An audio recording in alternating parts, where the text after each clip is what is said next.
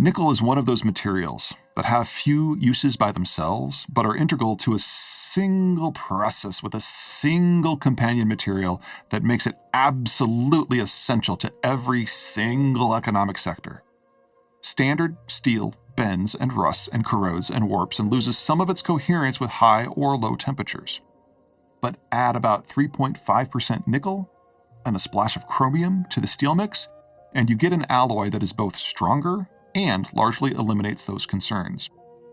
We colloquially know this product as stainless, the backbone of nearly all steel used in every single application. The forging of such stainless accounts for more than 2/3 of total global nickel demand. Other nickel metal alloys account for another 1/5. 1/10 goes into electroplating, with the balance going into batteries. As one might expect, China is the world's largest importer, refiner, and user of nickel ore. But the ubiquitous nature of steel in pretty much everything, everywhere, means that even China's large-scale, breakneck industrialization and urbanization cannot dominate the entire market. Unlike aluminum, where much of the resulting finished metal is exported, the bulk of the nickel ore the Chinese refine and blend into steel is used at home. So whereas China's impact on the aluminum market is an all-caps issue that has destroyed the capacity of competitors the globe over, China's nickel-related steel habits are merely highly distortionary. Nickel is one of those rare materials where the implosion of global trade will not automatically result in the implosion of the market. 4 of the top 5 producers, Indonesia, the Philippines, Canada, and Australia, are ones that have alternative markets for their nickel sales in their own neighborhoods. The last of the top 5, the French territory of New Caledonia, is highly likely to see its output plunge as internal debates over whether it wants to be a failed colony or a failed country override all other thinking. The number 6 slot goes to Russia, which produces nearly all its nickel from a single complex near that god-awful city of Norilsk. Add in Russia's building geopolitical, financial, demographic, and transport complications, and I'd not count on Norilsk being a major source of global metals supplies a couple of decades from now. Add it all up, and the nickel market might actually achieve something that much of the soon-to-be world will become eminently unfamiliar with: balance. I'm not going to bother with the more blasé uses for silicon. The silicon that goes into glass is typically sourced from normal sand. Purification is required, obviously, but we cracked the code for that process nearly 2 millennia before Rome. And in modern times, it doesn't require a particularly sophisticated industrial base to churn out glass at volume. Nor am I going to look at the other big use for sand, part of the input process for unconventional oil production, aka fracking. After a few years, the oil services firms discovered that nearly any basic sand will work just fine. No, we're going to instead focus on the silicon products that are much higher up the value-added scale and more integral to day-to-day life in the modern world. Silicon is wildly common, accounting for something like 1/4 of the Earth's crust. We think of silicon most commonly as sand because we immediately and emotionally attach sand to beaches and lakes. But in reality, most of the world's silicon is locked up in quartz and silica rocks. Such rocks are far better than beach sand because they aren't contaminated with algae, plastics, hypodermic needles, or pee. If you're making glass, 98% purity is A-OK. But the absolute lowest grade for silicon as an actual industrial input is 99.95% pure.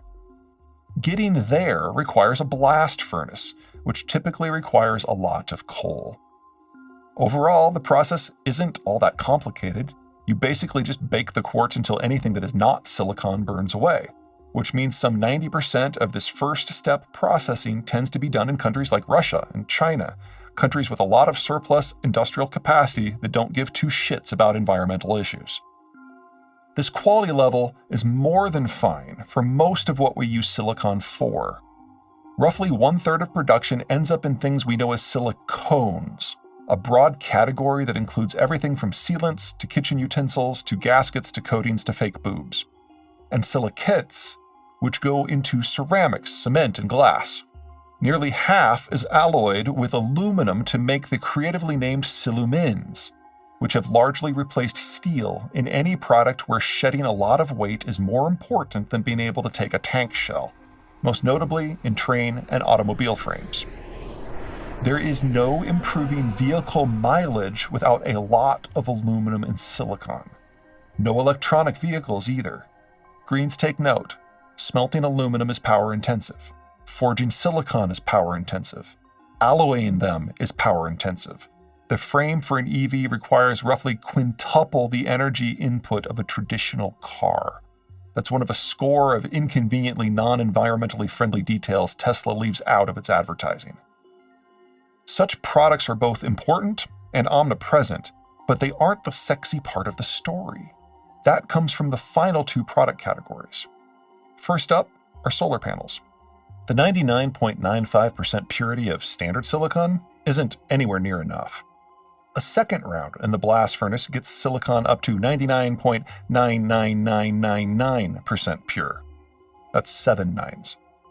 Round 2 is far more sophisticated than round 1's bake it pure. China's GCL Group is the only Chinese entity that can manage such precision at scale, making it responsible for 1/3 of global supply. The rest comes from a smattering of developed world companies. This pure silicon is incorporated into the solar cells that make solar panels do their thing, with the assembly work more often than not done in China. Second are the semiconductors, with silicon being by far the biggest input by volume. And since some of the newer semiconductors are shaped at nearly the atomic level, the silicon must be 99.9999999% pure. That's 10 nines. No way that gets done in China.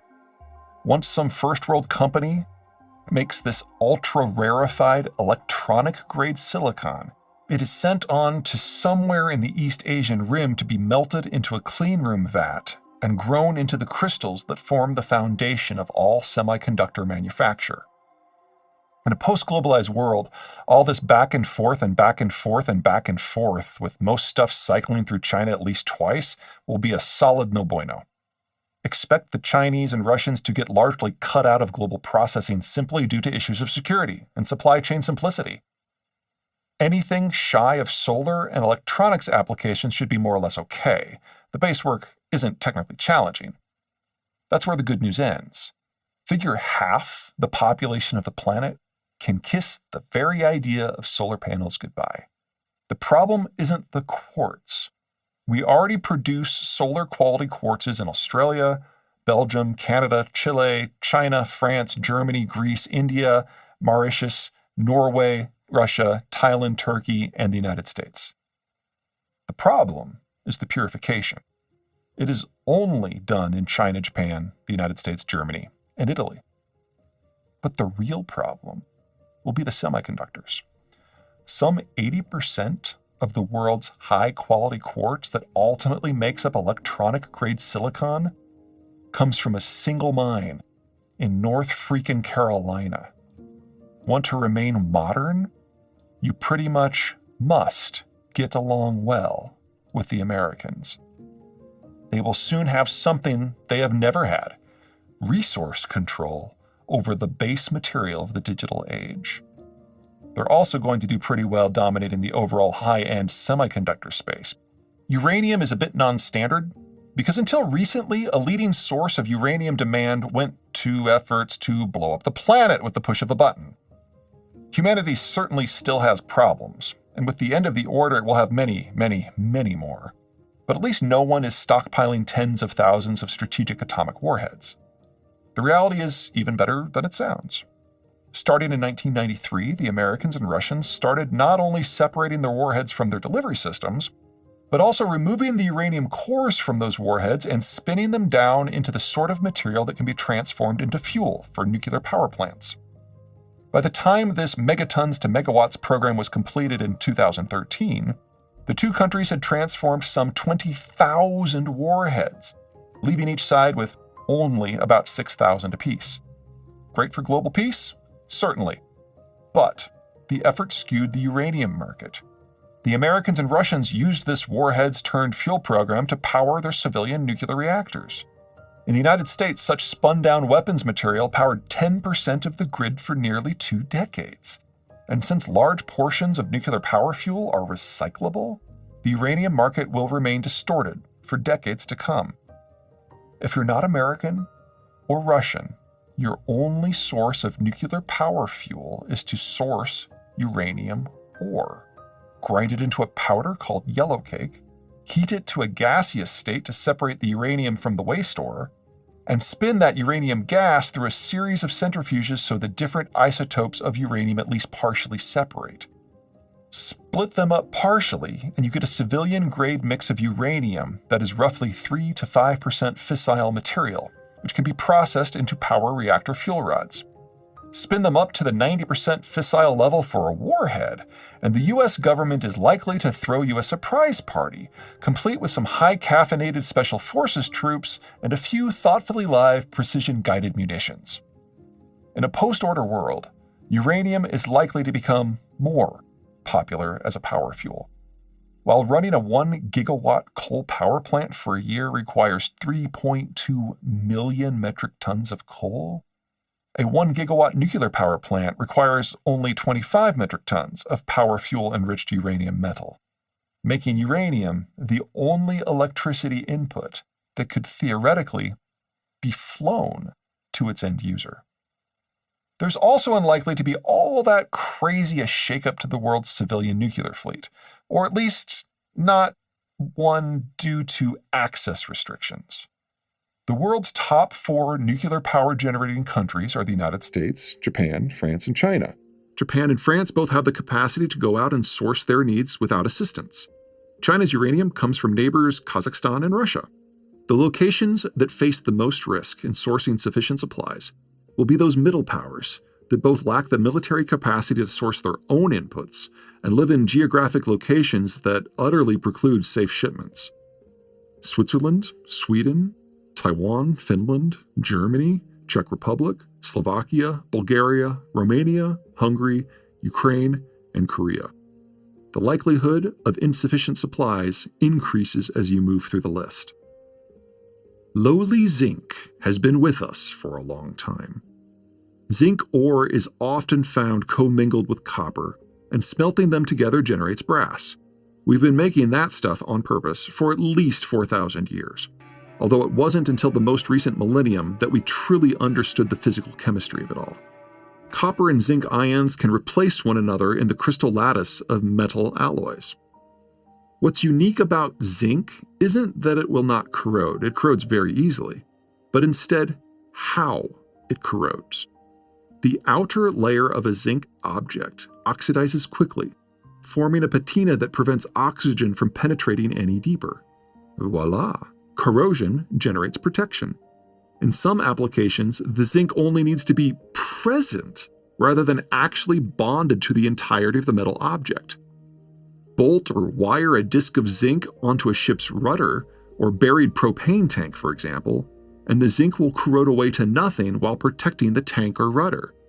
Fast forward to the electrical and chemical understandings of the industrial age, and we've upgraded our use of zinc into a wide range of products.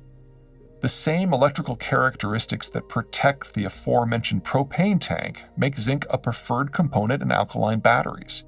We still use a lot of zinc-heavy brass, as it is easier to work and stronger than copper, while maintaining zinc's magical corrosion management characteristics. It's useful in everything from cellular towers to plumbing to trombones. Zinc isn't only fuss-free in merging with copper, making it a perennial favorite in products that are cold rolled into sheets or die-cast. We also like to coat it on steel and other industrial metals. Once we decided we wanted as little to do with lead as possible, zinc stepped in as a safe, reliable substitute. The biggest use, where we put roughly half our zinc, is in galvanization processes, where we add that zinc patina. It's a step that is particularly effective in shielding metals from the corrosive effects of weather and seawater. Such uses are in pretty much all the metal you can see every day. Car bodies, bridges, guardrails, chain link fencing, metal roofs, and so on. Altogether, zinc is our 4th favorite metal by use, behind only steel, copper, and aluminum. It will stay in that spot in the decades to come. Zinc is eminently recyclable. Roughly 30% of zinc production is from recycled material, with roughly 80% of all zinc capable of making a second go of it. It's found on its own, as well as with lead in many places around the world. China is the largest producer because, of course, it is, but almost all Chinese zinc is for its own end consumption. Peru, Australia, India, the United States, and Mexico round up the top 6. The result is a supply system that is broadly sourced and broadly diversified, offering zinc at a lower price point than better-known metals such as copper.